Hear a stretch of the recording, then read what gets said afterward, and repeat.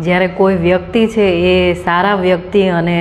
જે સાચે જેન્યુઅન હોય છે અને એ એકદમ શરીફ અને સાવ ભોળા વ્યક્તિ હોય છે, એનું દિલ તોડે છે, તો એની અસર એટલી જ થાય છે કે એ વ્યક્તિ પછી બીજી વાર કોઈ બીજા વ્યક્તિને પ્રેમ કરવામાં એને બહુ વાર લાગે છે અને પછી એને દુનિયાના કોઈ રિશ્તા ઉપર એને વિશ્વાસ રહેતો નથી. અને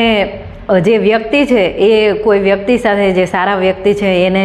દિલ તોડે અને એની સાથે કાંઈ બી ખરાબ કરે છે તો એને એવું લાગે છે કે હું આ છોકરીને કે છોકરાને મેં ચીટ કરી દીધો, એને મેં મૂકી દીધો અને મારો જ્યાં સુધી સ્વાર્થ હતો ત્યાં સુધી એ છોકરીને કે છોકરાને મેં યુઝ કરી લીધો અને હવે મારો સ્વાર્થ પતી ગયો,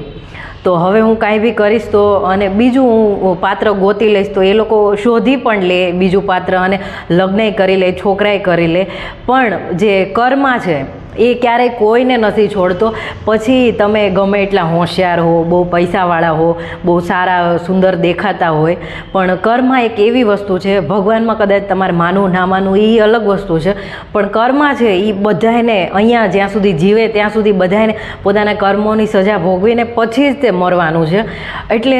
આવા લોકોને કહેવાનું કે તમે જ્યારે કોઈનું દિલ દુખાવો, કોઈનું વિશ્વાસ તોડો, પછી